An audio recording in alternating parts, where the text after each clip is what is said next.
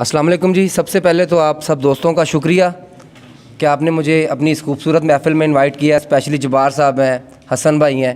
तो मैं बिहाड़ी से मेरा ताल्लुक़ है, मैं मज़ाहिया शायरी मोस्टली करता हूँ। तो तवज्जो से सुनिएगा, मैं आपको यहाँ पे सिर्फ हंसाने के लिए आया हूँ ताकि आप खुश हों। जग दे उत्ते कोई भी ऐसा जग्गा नहीं, जग दे उत्ते कोई भी ऐसा जग्गा नहीं जेड़ा अपनी बुढ़ी थल्ले लगा नहीं। जग दे उत्ते कोई भी ऐसा जग्गा नहीं जेड़ा अपनी बुढ़ी थल्ले लगा नहीं। हुण ते मेरा अपना बड़ा तजर्बा है, छड्ड हुण मैनू ना समझा मैं ढग्गा नहीं। थैंक यू जी, थैंक यू।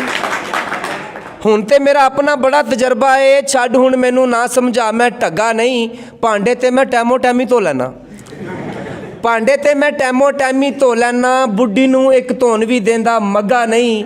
ते सालियां दे मैं लत्थे कपड़े पा लैना, घर विच मेरा अपना एक भी झग्गा नहीं। थैंक यू जी, थैंक यू।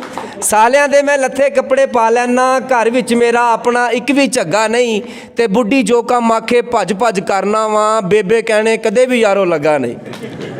ते सारे ही बच्चे बुढ़ी वांगर काले ने, एक भी बच्चा फैसल वांगर बग्गा नहीं। जग दे उत्ते कोई भी ऐसा जग्गा नहीं जेड़ा अपनी बुढ़ी थल्ले लगा नहीं।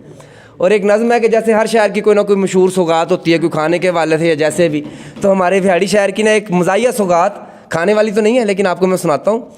वो ऐसे है कि सारा मेला लुट लेंदे ने जेड़े एक दिहाड़ी विच, सारा मेला लुट लेंदे ने जेड़े एक दिहाड़ी विच, ऐसे टोरी खुसरे मिलदे मेरे शहर बिहाड़ी विच। सारा मेला लुट लेंदे ने जेड़े एक दिहाड़ी विच, ऐसे टोरी खुसरे मिलदे मेरे शहर बिहाड़ी विच। ते काले काले बुल्लां उत्ते पिंक जही सुर्खी लांदे ने, अपना ओला रखन लई रोज़ ही शेव करांदे ने। काले काले बुल्लां उत्ते पिंक जही सुर्खी लांदे ने, अपना ओला रखन लई रोज़ ही शेव करांदे ने। ते कुड़ियां बन के फिरदे इत्थे वड्डे बर दी साड़ी विच, ऐसे टोरी खुसरे मिलदे मेरे शहर बिहाड़ी विच।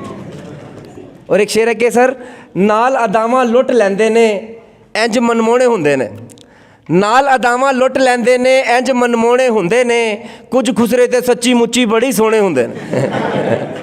नाल अदावां लुट लैंदे ने इंज मनमोहने हुंदे ने, कुछ खुसरे ते सच्ची मुच्ची बड़े सोहणे हुंदे ने।